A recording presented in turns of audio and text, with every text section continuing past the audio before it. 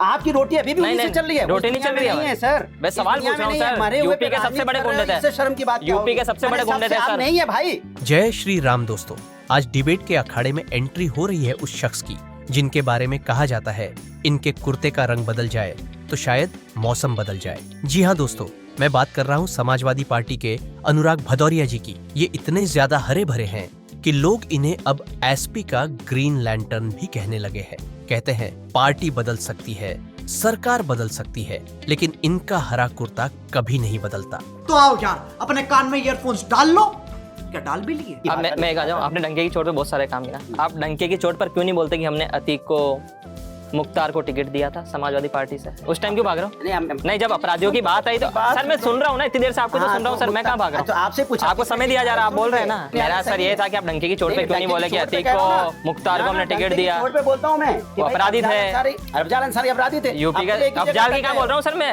अतीक और मुख्तार की बोल रहा हूँ। नहीं है इस दुनिया में, आपकी रोटी अभी भी उन्हीं से चल रही है, रोटी नहीं चल रही है सर। अरे बेटे, मैं सवाल पूछ रहा हूँ सर। यूपी के सबसे बड़े गुंडे थे, इससे शर्म की बात। यूपी के सबसे बड़े गुंडे थे सर। नहीं है भाई, इस दुनिया में नहीं है। इसके मतलब आपको, आप उस दुनिया में नहीं है, आप उनको जिंदा कर करके राजनीति करना चाहती भारतीय जनता पार्टी। इतनी कम, इतना विकास का, सर आपको इतना गुस्सा क्यों आ रहा है? आराम से बोलिए ना सर, इतना गुस्सा क्यों आ रहा है? क्योंकि आप मरे हुए पे राजनीति कर रहे हो। राजनीति नहीं कर रहे हैं, मैं सवाल पूछ रहा हूँ। कभी चले जाओगे 1917 में, कभी चले जाओगे 1810 में, कभी चले जाओगे बाबर औरंगजेब के जमाने में। अरे भैया 2025 में हम लोग बैठे हुए हैं, आप हमारे आज की वर्तमान की बात क्यों नहीं करते? सर पानी पिए सर आराम से।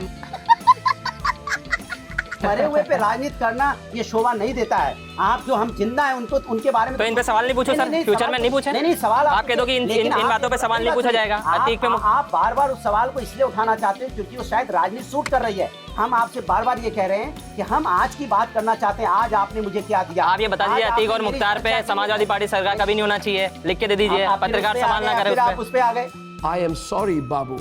कमाल की बात कर रहे हो। मैं सर सवाल पूछा सर आपसे, आप गर्म हो रहे हैं, कर रहे हो। मुझे समझ में नहीं आ रही क्यों कर रहे हो जो इस दुनिया। चलो ठीक है, अगले सवाल पे चलते हैं। चलो मैं बार-बार ठीक है सर, फिर कह रहा हूँ, जो लोग इस दुनिया में अब नहीं है।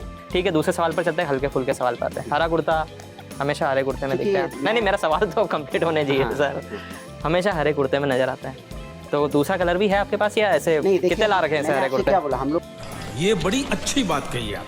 और एक सवाल और था, एक बार आप मुझे न्यूज रूम में मिले थे, आपने कहा यार एक ही कुर्ता में 3-4 बार पहन के आ गया था, तो कॉलर गंदी हो गई थी, तो किसी एंकर ने कहा अरे यार अनुराग जी ने क्या गंदा कुर्ता पहन रखा है, कितने दिनों से एक कुर्ता पहन रखा है? ईमानदारी से बताइए, ईमान दिल पे हाथ रख के बोला। अभी आप जब मुझे वॉशरूम में मिले तो मैं इसको ठीक कर रहा था ना? बिल्कुल कर रहे थे। क्या लगा के ठीक कर रहा था? पानी लगा जिससे आयरन हो जाए थोड़ा सा, कि किसी तरह से आयरन बनी रहे। क्योंकि कल भी पहना था, आज भी पहना है, और कल भी पहनना है, तब वापस जाना है, तो इसलिए हम खुद से कितने दिन पहनते हैं कुर्ते को? हम तो 3 दिन हमारा चल जाता है। 3 दिन इसमें आयरन है ही नहीं। देखो आप, ये मुड़ा हुआ है, ये पॉकेट मुड़ी, ये मुड़ा, सब कुछ आपको उड़ा मुड़ा दिखाई देगा। क्योंकि हम लोग गांव में पले बड़े हुए, तो हम हरियाली जो होती है, जैसे पेड़ पौधे, इस चीज़ को हम पसंद करते हैं। तो वही हम अपने साथ अपना पहन के चलते हैं, क्योंकि हम वातावरण के हिसाब से इसको हरियाली को चुना हुआ है। दूसरे कलर के भी पहनते हैं शर्ट? अब मुझे हरियाली, मैं अपने इस कलर को मुझे पसंद है, तो इसमें या न्यूज रूम में दिखाने के लिए सिर्फ कैमरे पर? क्या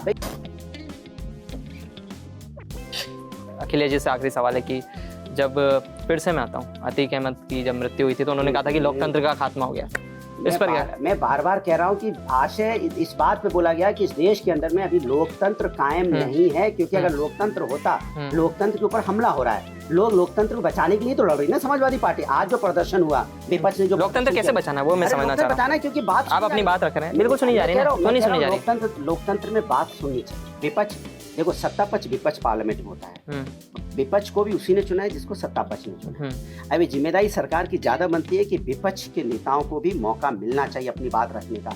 विपक्ष जनता की बात कह रही है, जनता के न्याय की बात उठा रही है, आप उसको उठाने नहीं देते, आप उनको बोलने नहीं देते। आप वो मांग कर रहे हैं चुनाव आयोग से, तो चुनाव आयोग तक उनकी बात, तो सरकार को भी मदद करनी चाहिए भाई विपक्ष की। हमारे साथी कुछ परेशान है, कुछ उनको लग रहा है कि चुनाव आयोग से कुछ गड़बड़ी की आशंका उनको लग रही है, तो सरकार को उनके साथ आना चाहिए, उनके साथ मिलकर जाके बात करनी चाहिए, बजाय इसके कि आप उनको। सर अगर आपकी सत्ता आ जाएगी तो लोकतंत्र सुरक्षित हो जाएगा?